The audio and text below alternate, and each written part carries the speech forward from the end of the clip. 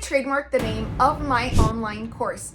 Hey everybody, my name is Marcella Dominguez. I am a trademark lawyer helping you with your online and offline business needs. Scroll down into the description to send me an email because it's always free to do so. So if you have an online course or you're thinking about starting one, you want to know if you can register the title of your business course or your online course as a trademark. You want to secure that name and that title because you don't want anybody else to take it. You've worked really hard on your online course, and it would be a shame if somebody else started using that same name. Here are 3 things to know if you want to protect the name of your online course. Number 1, make sure that the title you have chosen is not in use by anyone else. Now, I'm going to let you in on a little secret. Protecting the title of your online course is sometimes the same as your business name. Some of you have chosen to name your course the same as your business name. So you want to treat the registration process for your online course in the same way that you would treat a business name or a registration for a slogan. Wait a minute, did I just say slogan? I might have coined a new term, but for those of you who have watched these videos, know that I meant slogan or logo. Back to the video. Or a tagline. You want to go to TESS, the Trademark Electronic Search System. I've linked it down below, don't worry. You can go to that link, click on it, and then enter the title of your online course. Why do you even want to do a search for that online course? Well, you want to make sure that you're not stepping on anyone's toes. You see, somebody else could have started an online course or could be selling products or services with a name similar to the title for your online course.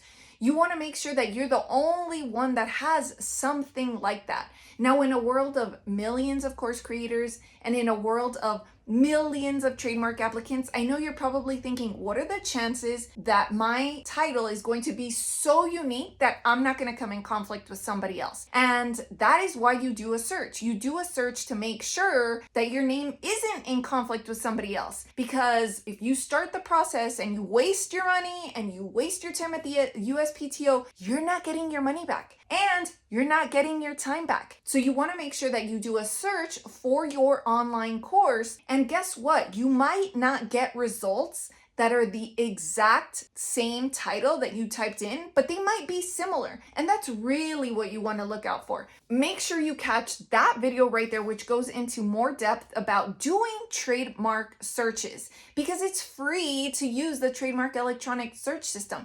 You don't have to pay anybody. You don't pay according to the minutes, the hours, the days that you spend on there. So use that resource wisely. The USPTO has left it there day in and day out for you to use whenever you need it. Take advantage of it. Number 2, when should you start protecting the title for your online course? Should you immediately rush to get in a trademark application with the trademark office so that you put a placeholder on that name so no one else can take it? Or should you wait until you've had a couple sales? What do? Do you wait or do you jump on that application bandwagon now? The decision to register the name of your online course right now or wait is totally a personal decision, and I'm going to explain why. You see, there are 2 schools of thought here.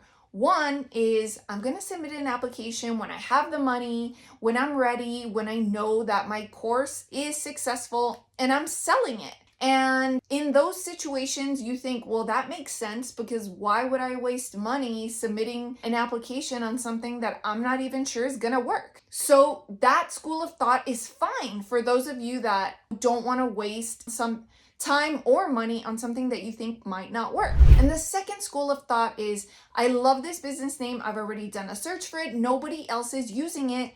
And I'm at a point where even if I haven't started selling my course, I want to do everything I possibly can right now in this moment to protect the name. So in that situation, you would file what's called an intent to use application. You have an intent to use that name for your online course and you haven't started selling it yet, but it means that you do plan to use it within the next couple of months/years. And you already know that you want to file intent to use applications or just one application.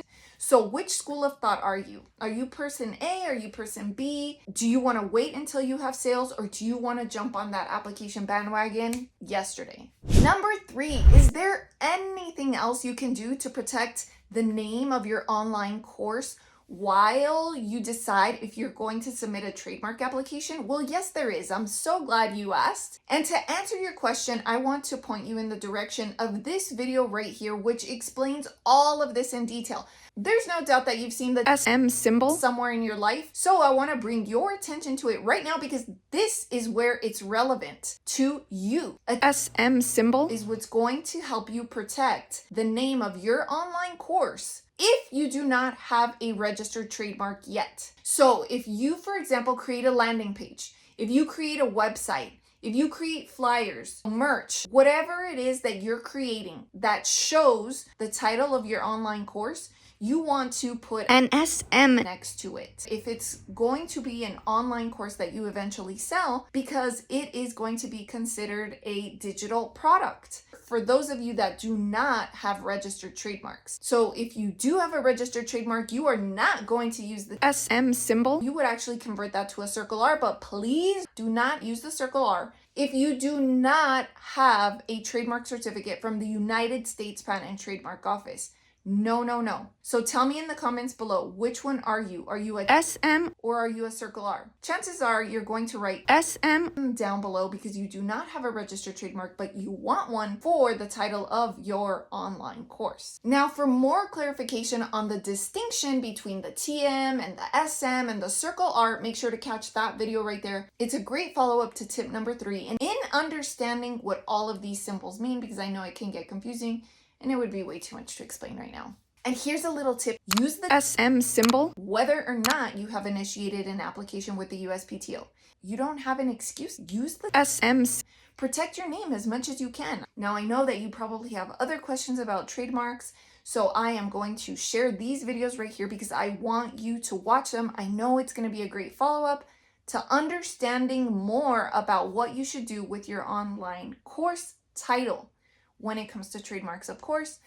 Now, I'm not creating these videos for nothing, guys. I am doing these because I'm hoping that they help you.